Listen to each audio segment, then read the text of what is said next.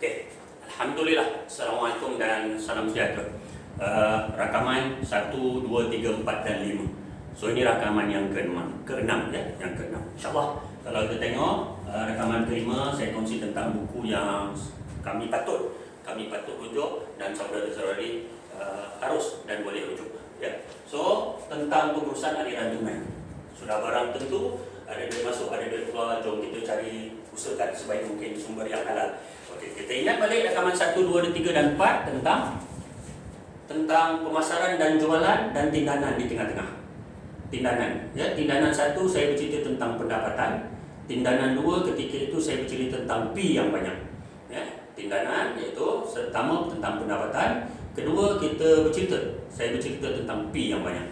Ingin saya olah tentang pendapatan kerana dia amat berkait dengan faktor motivasi. Ya, sudah barang tentu sekiranya kita bekerja dalam bidang pemasaran dan atau jualan, kita diberi gaji dan apa yang berjaya kita promote, kita pasarkan dulu, berjaya pula jual, sudah barang tentu ada insentif tambahan selain daripada gaji. Sekiranya kita menjalankan kerjaya itu berniaga sendiri, kita adalah self-employed, sudah barang tentu kita akan work ke atas, kita akan usaha ke atas keuntungan pada setiap jualan. Bahasanya selalu kita akan guna margin. Kita ambil daripada satu tempat dan kita promote ke tempat lain, kepada pembeli, daripada pembekal, sudah barang tentu kita ada nilai untung. Ya, gitulah. Jadi tindanan itu kita namakan sebagai pendapatan. Adakah pendapatan ini faktor motivasi? Jom kita tengok. Okey. Melalui satu buku, namun begitu buku yang asal ataupun buku the original book tak jumpa pula saya. Mungkin dalam, tak tahu saya letak di mana. Saya salah letak. Jadi di dalam satu buku yang ditulis oleh seorang Australian, dia orang Australia. Okay, buku itu bertajuk, untuk saudara-saudari rujuk, buku itu bertajuk Questions are Answers. Soalan-soalan adalah jawapan-jawapan. Penulis dia adalah Alan Pease. So, soalan-soalan adalah jawapan. Jadi, satu hari Allah lintaskan saya untuk membeli buku itu dan saya baca kandungannya. Sekali lagi, biasa bagi kita, terutama bagi kami, beli buku kadang-kadang dia wangi daripada beli sampai sekarang. Namun begitu, rupanya ada nilai sekarang. Bila kita semak balik, banyak benda kita boleh guna pakai. Jadi tak ada benda yang perlu kita kesali dalam hidup. Semuanya Allah dah susun cantik, kita masih hidup, jom gerak ke depan. Jom kita gerak ke depan. Yang lalu adalah yang lalu. Jadi ingin saya kongsi satu postcard. Sekali lagi, postcard ni sebenarnya saya beli bagi orang lama mungkin pernah perasan, satu stesen minyak bernama Project, PROJET. Stesen minyak tu sudah tiada dan kebanyakan tempatnya diambil alih oleh Shell sekarang. Ya, so ketika itu dia nak tutup, saya melintas di situ dan masuk ke kawasan kedai runcit dia lah, maksudnya dia punya peniaga runcit dia. Jadi saya perasan postcard ni. Postcard ni bertajuk, ataupun postcard ini ada gambar, kita panggil sand clock ataupun kita panggil jam pasir. Kita terbalik, dia turun ke bawah, kita terbalik, dia turun ke bawah dan sebagainya. So dia simple je postcard ni. Life, iaitu kehidupan. Nobody gets to live life backward. Nobody berpeluang. Tiada siapa pun berpeluang untuk hidupnya ke belakang. Jadi selalunya kalau kita kesal dengan apa yang kita buat, selalu kita ungkapkan kalaulah dulu. Jadi rugilah pasal nobody gets to live life backward. Look ahead. Postcard ni kata, that is where your future lies. Look ahead. That is where your future lies. Jom bersama kami untuk perbaiki diri. Okey, jom kita tengok. Okey, buku ni Alan Pease, Questions are Answers. Dia olah tentang faktor motivasi. Okay.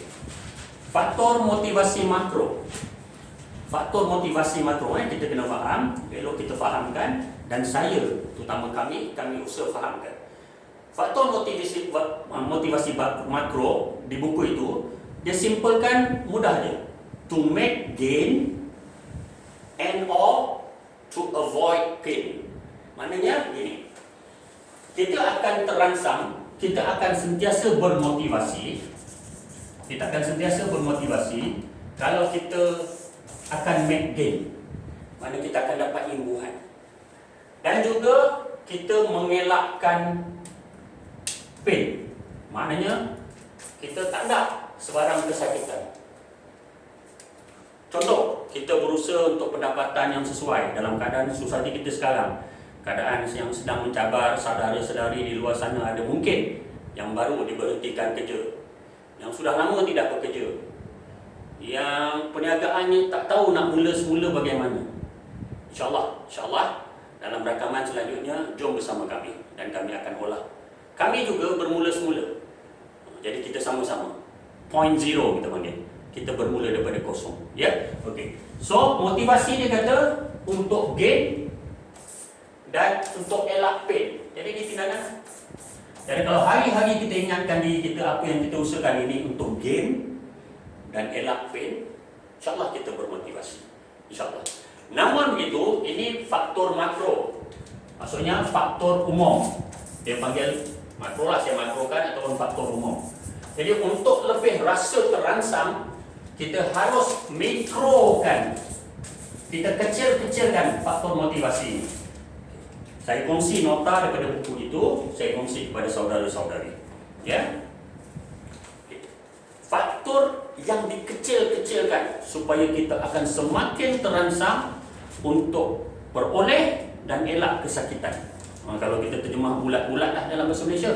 Yang ini to make gain, imbuhan, to avoid pain, untuk elak sakit. Untuk itulah kita terjemah. Ya. Namun begitu, mungkin kita akan gunakan ungkapan yang lebih sesuai nanti. Okay. Faktor mikro ada 9.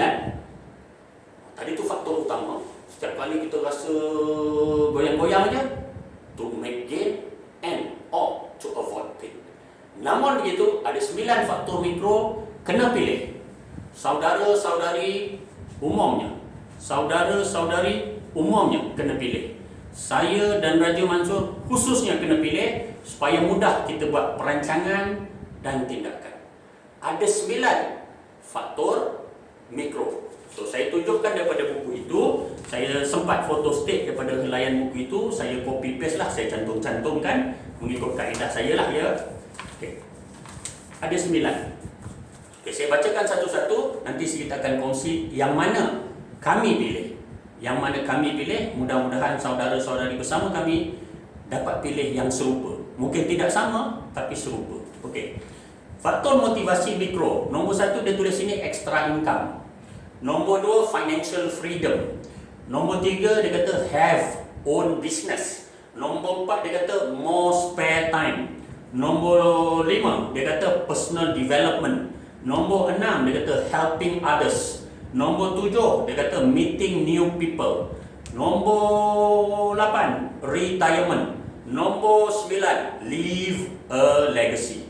Jadi kami itu saya dan Raja Mansur memilih 4 faktor motivasi untuk sentiasa kami terangsang, untuk sentiasa kami patuh pada apa yang kami rancang.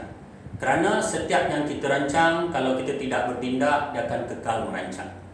Dan perancangan tidak akan datangkan pendapatan.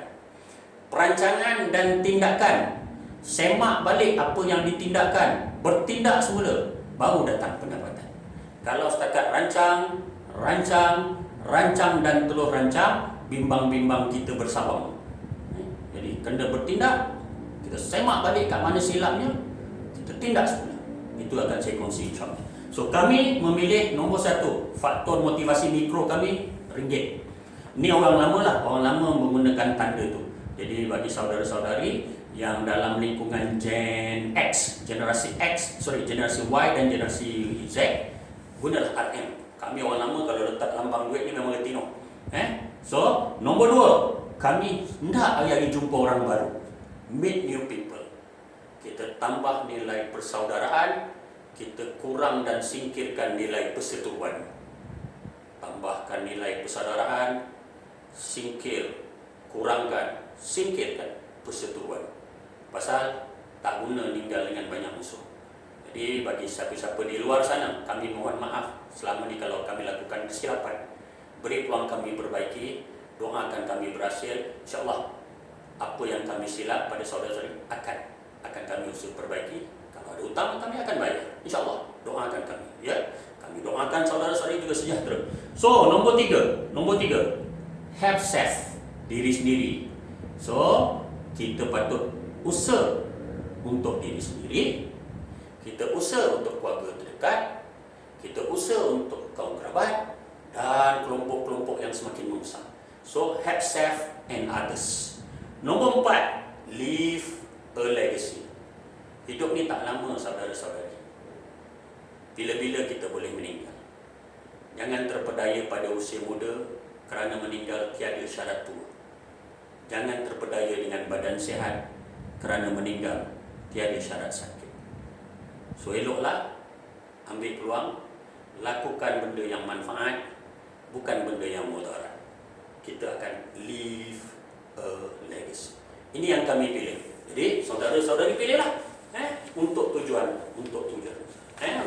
you sentiasa bermotivasi.